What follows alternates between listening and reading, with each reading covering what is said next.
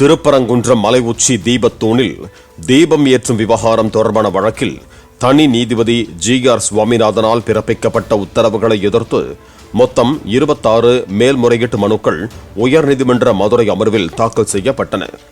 நீதிமன்ற அவமதிப்பு வழக்கில் மதுரை மாவட்ட ஆட்சியர், காவல் ஆணையர், கோவிலின் செயல் அலுவலருக்கு விளக்கம் கேட்டு அனுப்பப்பட்ட நோட்டீசுகளை எதிர்த்தும், நீதிமன்ற அறிவுறுத்தலின் பேரில் தமிழக தலைமைச் செயலாளர், சட்ட ஒழுங்கு கூடுதல் காவல்துறை தலைவர் காணொலி வாயிலாக ஆஜராக பிறப்பிக்கப்பட்ட உத்தரவுகளை எதிர்த்து மனுக்களும், திருப்பரங்குன்றம் மலை உச்சியில் உள்ள தீபத்தூணில் தீபத்தை ஏற்ற உத்தரவிட்ட தனி நீதிபதியின் உத்தரவை ரத்து செய்ய கோரி 20 மேல்முறையீட்டு மனுக்களும் தாக்கல் செய்யப்பட்டிருந்தன.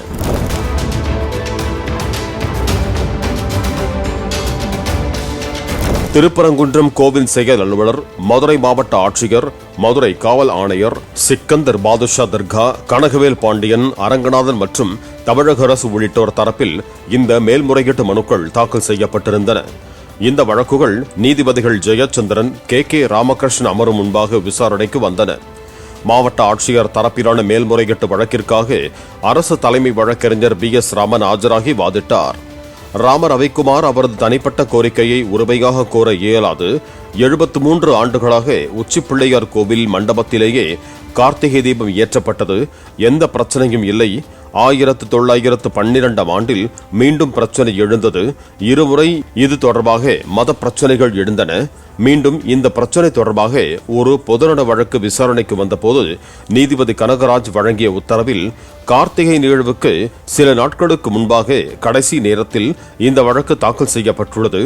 தீபம் ஏற்றும் இடத்தை மாற்ற வேண்டுமென்றாலும் அது குறித்து கோவில் தேவஸ்தானமே முடிவு செய்ய வேண்டும் என குறிப்பிட்டுள்ளார். 1970, 2014 ஆண்டுகளில் தொடரப்பட்ட வழக்குகளும் அந்த உத்தரவை உறுதி செய்திருக்கின்றன.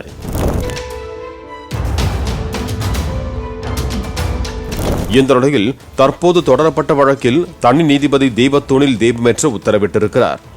1996ஆம் ஆண்டில் விளக்கேற்றுவது தொடர்பான 2 வழக்குகளில் பாரம்பரிய இடத்திலேயே தீபத்தை ஏற்ற உத்தரவிட்டனர். 1994ஆம் ஆண்டு உரிமை கோரிய வழக்கில் கூட மலை உச்சியில் என்றுதான் கூறப்பட்டுள்ளது, தீபத்தூண் என்றல்ல. அத்தோடு தேவஸ்தானமே விளக்கேற்ற வேண்டும், தனிநபர் ஏற்ற அனுமதிக்க கூடாது என்றும் அந்த வழக்கின் உத்தரவில் கூறப்பட்டுள்ளது. மனுதாரர் தாக்கல் செய்யும் விவரங்களை அப்படியே கொண்டு எடுத்துக்கொள்ள இயலாது. மத நல்லிணக்கம், பொது அமைதியை கருத்தில் கொள்ள வேண்டும். இந்து சமய விதிகளுக்குட்பட்டு முறையாக அனுமதி பெற்று தேவஸ்தானமே இடத்தை மாற்றலாம் என குறிப்பிடப்பட்டிருக்கிறது.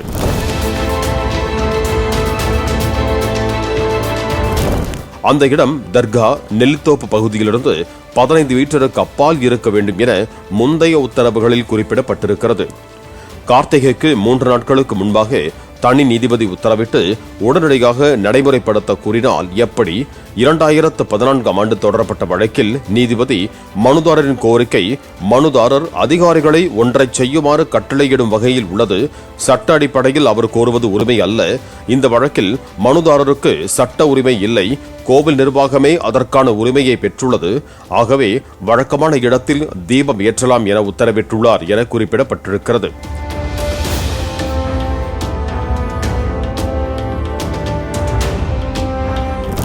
இதுபோன்ற விவகாரங்களில் சட்ட ஒழுங்கை கவனத்தில் கொள்ள வேண்டும் என்றும் மத நல்லிணக்கம் பேணப்பட வேண்டும் என்றும் உத்தரவுகளில் குறிப்பிடப்பட்டிருக்கிறது. 102 ஆண்டுகளுக்கு முன்பாக உரிமையியல் உத்தரவு, பிரைவி கவுன்சில், நீதிபதி கனகராஜின் உத்தரவு அனைத்தும் உச்சிப்பிள்ளையார் கோவில் மண்டபத்திலேயே தீபமேற்றப்பட்டதை உறுதிப்படுத்துகின்றன. எந்த பக்தரும் தீபமேற்றும் இடத்தை மாற்றவோ, இங்கு ஏற்று அங்கு ஏற்று என உரிமை கோரவோ இயலாது. இத்தனை உத்தரவுகள் உறுதி செய்திருக்கின்றன. பொது அமைதியை நிலைநாட்டுவதே அரசின் தலையானை பணி. எந்த மதமாயினும் பொது அமைதியை குலைக்காத வகையில் வழிபாடு அமைய வேண்டும்.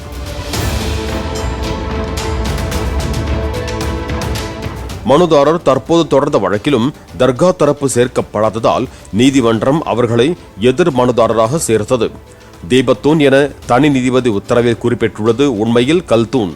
ஆனால் தீபத்தூணா என்பதை உறுதி செய்ய எந்த ஆவணங்களையும் தாக்கல் செய்யாத நிலையில் எப்படி தீபத்தூண் என முடிவு செய்யப்பட்டது? மனுதாரர் அதற்கான ஆவணங்கள் எதையும் தாக்கல் செய்யவில்லை. மனுதாரர் அதை உரிமையாக கோரியுள்ளார். அதற்கு வழிபடும் உரிமை எப்படி பொருந்தும்? தீபம் என்றும் இடத்தை மாற்றுமாறு கோர மனுதாரருக்கு உரிமை இல்லை. பழமையான பழக்க வழக்கங்களை மாற்றுமாறு கோர இயலாது. தனி நீதிபதி உத்தரவில் கோவிலின் சொத்து உரிமையை பாதுகாக்க என குறிப்பிட்டிருக்கிறார். இது ஏற்கத்தக்கது அல்ல. சட்ட அடிப்படையிலும் ஏற்கத்தக்கதல்ல. இது அது தொடர்பான வழக்கும் அல்ல. ராம ரவிக்குமாரின் வழக்கு முழுக்க முழுக்க ஒரு புதிய பழக்கத்தை கொண்டு வருவது தொடர்பானது. இதுவரை வழக்கத்தில் இல்லாத ஒரு விஷயத்தை அமல்படுத்துமாறு கோரிய வழக்கு.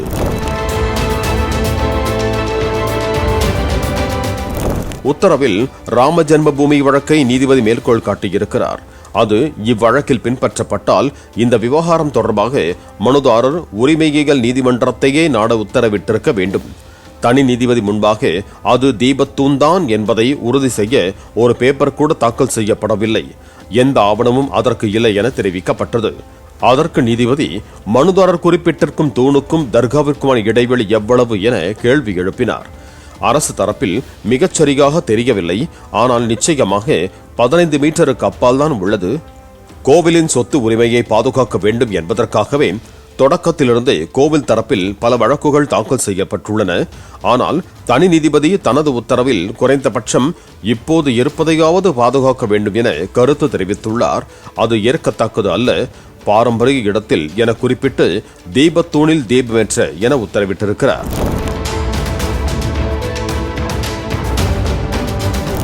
அது தீபத்தூண்தான் என்பதையும் அங்கு பழங்காலமாக தீபமேற்றப்பட்டது என்பதையும் உறுதி செய்ய எந்த ஆவணங்களும் தாக்கல் செய்யப்படாத நிலையில் எப்படி அவ்வாறு உத்தரவிட இயலும்?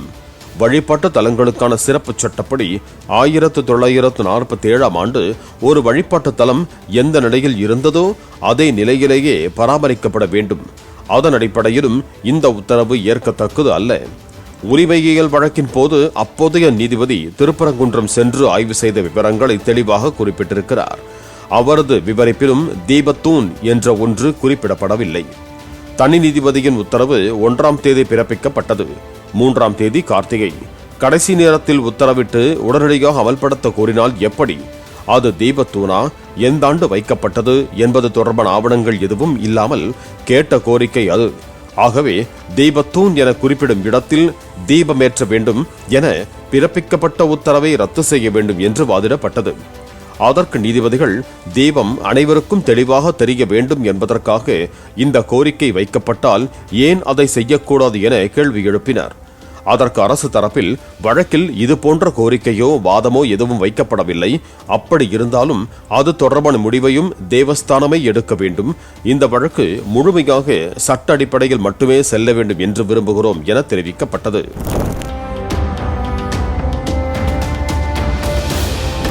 அதற்கு நீதிபதிகள் நிரந்தர தீர்வு காணப்படுவதும் அவசியம். 1994 ஆண்டு நீதிபதி கனகராஜின் உத்தரவின் அடிப்படையில் தெய்வமேற்றும் இடத்தை மாற்ற பரிசீலிக்குமாறு அளிக்கப்பட்ட மனுவை பரிசீலித்திருக்கலாமே, ஏன் அதை செய்யவில்லை என நீதிபதிகள் கேள்வி எழுப்பினர். திருப்பரங்குன்றம் கோவில் செயல் அலுவலருக்காக அவரது தரப்பில் மூத்த வழக்கறிஞர் மாசிலாமணி வாதிட்டார். ராம ரவிக்குமார் தீபத்தூணில் கார்த்திகை தீபத்தை ஏற்ற வேண்டும் என்பதை சட்ட உரிமையாக கோர இயலாது. நீதிபதி கனகராஜின் உத்தரவில் தேவஸ்தானமே தீபத்தை ஏற்றவும் தீபமேற்றும் இடத்தை விதிகளுக்குட்பட்டு மாற்றவோ இயலும் என குறிப்பிட்டுள்ளதை சுட்டிக்காட்டப்பட்டுள்ளது. 3 நாட்கள் மட்டுமே இருப்பதால் வழக்கமான இடத்தில் 1994 தீபமேற்ற உத்தரவிட்டுள்ளார். இந்த விவகாரத்தில் 2 நாள் இருக்கையில் தனி நீதிபதி உத்தரவிட்டிருக்கிறார்.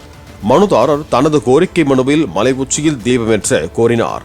2 உச்சிகளில் ஒரு உச்சியில் தர்காவும் மற்றொரு உச்சியில் உச்சிப்பிள்ளையார் கோவிலும் அமைந்திருக்கின்றன. மனுதாரர் தீபத்தூணில் ஏற்ற வேண்டும் என கோவில் நிர்வாகத்திற்கு அளித்த கோரிக்கை மனுவில் குறிப்பிடப்படவில்லை என தெரிவிக்கப்பட்டது.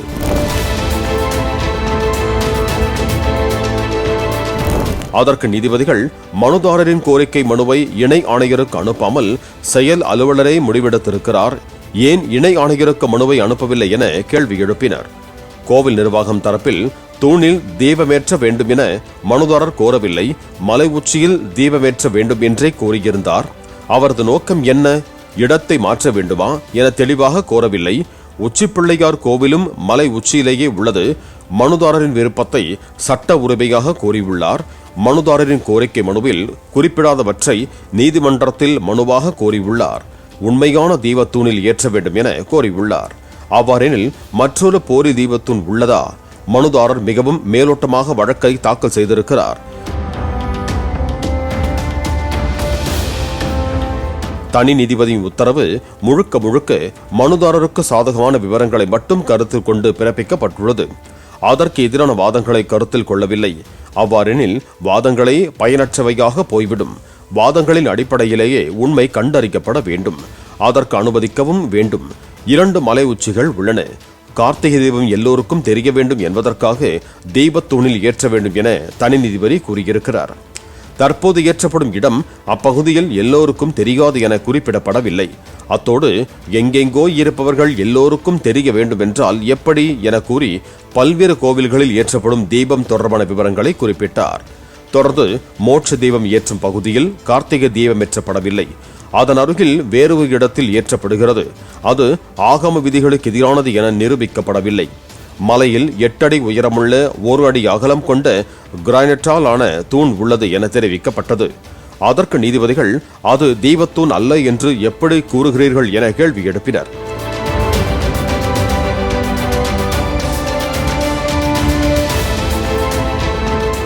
கோவில் நிர்வாகம் தரப்பில் இது பிரிட்டிஷ் காலத்தில் மலைகளை அளப்பதற்காக பயன்படுத்தப்பட்ட சர்வே தூண். இது போன்ற சூழலில் அது தீபத்தூண் தான் என்பதை நிரூபிக்க எந்த ஆவணமும் மனுதாரரால் தாக்கல் செய்யப்படவில்லை. மனுதாரர் குறிப்பிட்டிருக்கும் தூண் கோவிலுக்கு சொந்தமானது என்பதில் சந்தேகமில்லை. 2 நீதிபதிகள் முடிவு செய்த விவகாரத்தில் தனி நீதிபதி தலையிட்டு தானாக உத்தரவிட முடியாது. கருத்துக்களை கூறி தலைமை நீதிபதிக்கே பரிந்துரைக்க வேண்டும் என தெரிவிக்கப்பட்டது. அதற்கு நீதிபதிகள் குதிரைச்சுனை பகுதியில் தீபம் ஏற்றினால் தீபம் தெரியாது என்பதற்காகவே உச்சிப்பிள்ளையார் கோவில் தேர்வு செய்யப்பட்டுள்ளது என தெரிவித்தனர். செயல் அலுவலர் தரப்பில் குதிரைச்சுனை தீபத்தூண் என குறிப்பிடப்படும் பகுதி அருகிலேயே உள்ளது. அவ்வாறு இருக்கையில் தனி நீதிபதி எவ்வாறு அப்படி உத்தரவிட இயலும் என கேள்வி எழுப்பினர். அதற்கு நீதிபதிகள் அனைவருக்கும் தெரியும் வகையில் அந்த தூணில் முன்பு ஏற்றப்பட்டிருக்கலாமே என்று கேள்வி எழுப்பினர்.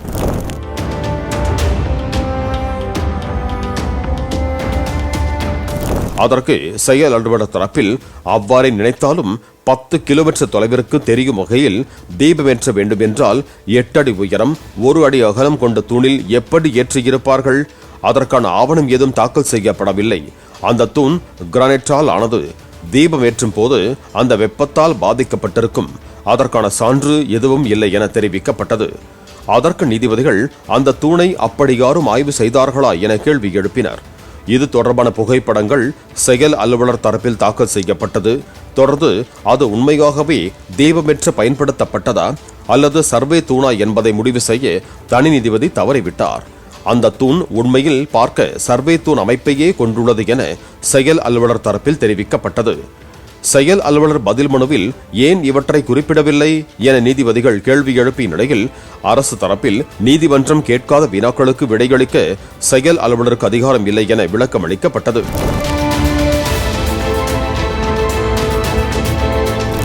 அதற்கு நீதிபதிகள் தூண் கோவிலின் பகுதியிலேயே உள்ளது. அது தீபத்தூணாக இருக்க வாய்ப்பிருக்கலாமே என கேள்வி எழுப்பினர். செயல் அலுவலர் தரப்பில் அந்த தூணில் கார்த்திகை தீபம் ஏற்றும் வழக்கம் இல்லை என தெரிவிக்கப்பட்டது. இந்து சமய அறநிலைய துணை ஆணையர் தரப்பில் வழக்கறிஞர் சண்முக சுந்தரம் வாதங்களை முன்வைத்தார். இந்து சமய அறநிலையத்துறை ஆணையரை மனுதாரர் வழக்கில் சேர்க்கவில்லை. நவம்பர் 24ஆம் தேதி வழக்கில் இணைத்தார்கள். நவம்பர் 27இல் பதில் மனு தாக்கல் செய்யப்பட்டது. 4 நாட்களில் உத்தரவு பிறப்பிக்கப்பட்டது. இடையே நீதிமன்ற விடுமுறை இருந்தது. இந்த வழக்கில் முன்பு நீதிபதி கனகராஜ் அளித்த உத்தரவு முக்கியமானது என தெரிவிக்கப்பட்டது. அதற்கு நீதிபதிகள் தேவஸ்தானமே மலையின் உரிமையாளர்கள், வருங்காலத்தில் அவர்கள் தீபமேற்றும் இடத்தை மாற்றுவது குறித்து முடிவு செய்யலாம் என அப்போது கூறப்பட்டுள்ளதே என கேள்வி எழுப்பினர். இந்து சமய அறநிலையத்துறை தரப்பில் முந்தைய தீர்ப்புகள் அனைத்தும் தீபத்தை தேவஸ்தானமே ஏற்ற வேண்டும், தனிநபர் யாரும் ஏற்றக்கூடாது, தீபமேற்றும் இடத்தை மாற்ற வேண்டும் என்றாலும் தேவஸ்தானமே முடிவு செய்ய வேண்டும் என்பதை உறுதி செய்துள்ளது என்று தெரிவிக்கப்பட்டது.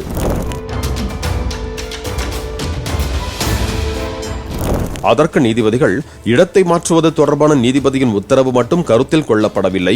கோவில் நிர்வாகத்திற்கு யாரும் உத்தரவிட முடியாது. ஆனால் தீபமேற்றும் இடத்தை மாற்ற தேவஸ்தானம் பரிசீலிக்கலாம் என நீதிபதி கூறியுள்ளார். அது தொடர்பான கோரிக்கை வைக்கப்படுகையில் ஏன் மெரிட் அடிப்படையில் முடிவு செய்யக்கூடாது என கேள்வி எழுப்பியதோடு நீதிபதி கனகராஜின் உத்தரவில் தீபமேற்றும் இடத்தை மாற்றுமாறு கோரக்கூடாது என்றும் உத்தரவிடவில்லையே என தெரிவித்தனர். தேவஸ்தானம் தரப்பில் இந்த வழக்கில் மனுதாரரின் மனுவை மட்டும் அடிப்படையாக வைத்து உத்தரவிட முடியுமா, கோவில் நிர்வாகம் ஏற்கனவே உள்ள வழக்கத்தை மாற்ற வேண்டும் என மனுதாரர் நிர்பந்திக்கிறார் என தெரிவிக்கப்பட்டது. இதையடுத்து நீதிபதிகள் வழக்கு விசாரணையை வருகிற திங்கட்கிழமைக்கு ஒத்திவைத்து உத்தரவிட்டனர். பாலிமர் செய்திகளுக்காக செய்தியாளர் சந்திரன்.